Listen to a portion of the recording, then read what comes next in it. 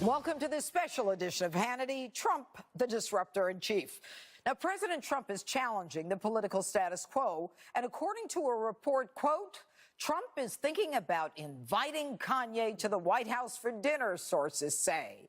President Trump also tweeted, Kanye West has performed a great service to the black community. Big things are happening and eyes are being opened for the first time in decades. Legacy stuff. Thank you also to Chance and Dr. Daryl Scott. They really get it. Lowest black and Hispanic unemployment in history.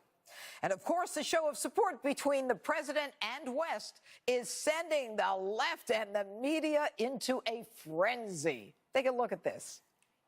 Today, Kanye West has a lot of people wondering if he cares about black people. Rapper Kanye West tweeting today, you don't have to agree with Trump, but the mob can't make me not love him. We have the right to independent thought. Yes, we have the right to independent thought, and I independently think that Kanye has lost his mind. Donald Trump is your brother. It is true. I am your brother, too. And brother to brother, I just want to say, put the phone down. Can I ask if you've detected something on this set? What? Have you guys noticed? Do you feel it? Willie and I have it. What? Very few people have it. What's wrong? The president has it. What? Kanye has it. What are you talking about?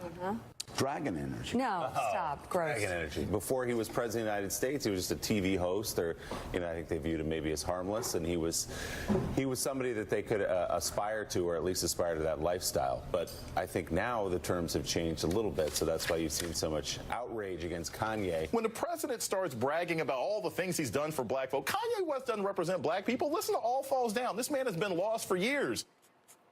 Joining me now with a reaction is Fox News contributor and CRTV.com host Deneen Borelli and Turning Point USA founder Charlie Kirk.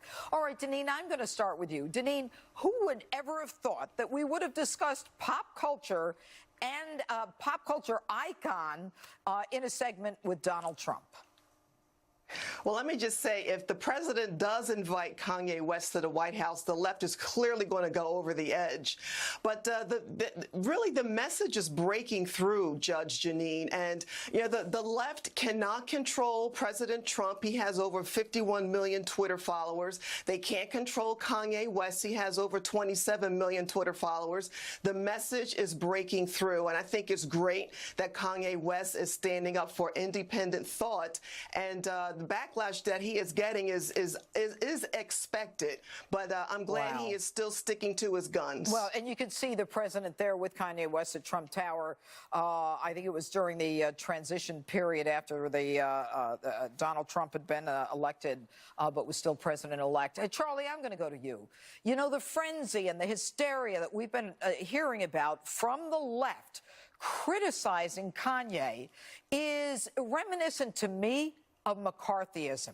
How dare you think that this Donald Trump is anyone that you should support? Forget about the fact that black and Hispanic unemployment is the lowest in history. But it is such groupthink. It's McCarthyism. It's frightening to me. It's monolithic, and it's important to remember how we got here. A week ago, our incredible communications director, Candace Owens, was praised by Kanye West, and it seemed to have broke the internet. Just 7 words. I love the way Candace Owens thinks. And then you saw the bubbling up, the media starting to go after Kanye.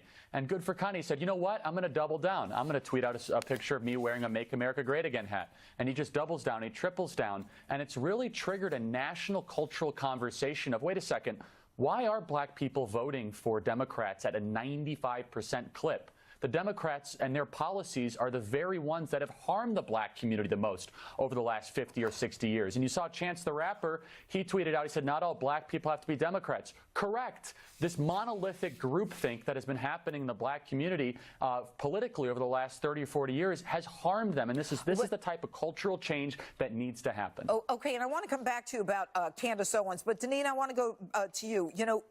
Charlie brought up the fact that, Chance the Rapper said, blacks don't have to vote Democrat. And they beat down on him to the point where he has issued a statement late today saying, I was supporting my friend Kanye. I really hate Donald Trump. I would never support him. And it's just like Shania Twain, who said, if I could have, I would have voted for Trump. And they beat her down and she took it back. I can't say why are they so weak, which I would like to say, but is there anything that we can do to at least convince people like Kanye and Chase and Shania, like, hey, people are buying into what you're saying and your free thought?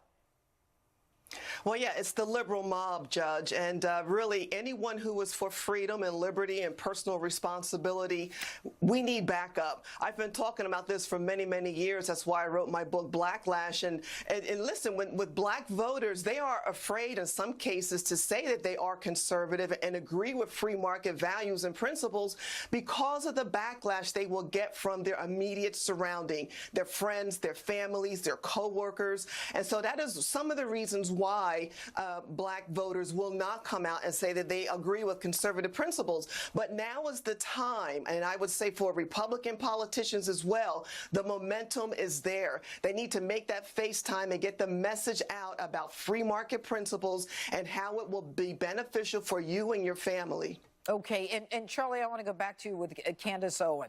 All right, she is an incredibly bright, articulate, very persuasive young woman.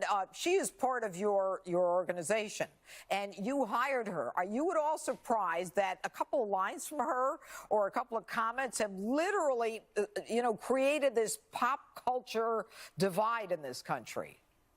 I'm surprised in one way. I'm surprised it happened this quick. I hired Candace Owens 4 minutes after meeting her, and I had never come across anyone with that kind of natural talent, drive, passion, and vision all combined together. And she looked at me in the eye. She said, Charlie, I'm going to lead the black revolution. It's to go through culture, and I want to do it with you. I said, hey, you're hired. And through Turning Point USA, we've worked together now for a couple months. And this all started with us at UCLA last week, where she challenged Black Lives Matter protesters head on, which, by the way, is supposed to be an untouchable activist group on the left. She did it so well, so brilliantly, put the clip on Twitter. Kanye saw it, praised her, and this started as a national conversation that no one expected.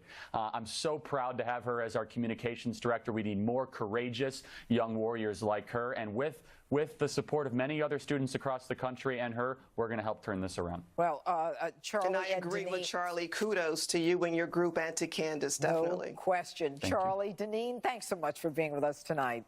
Thank you.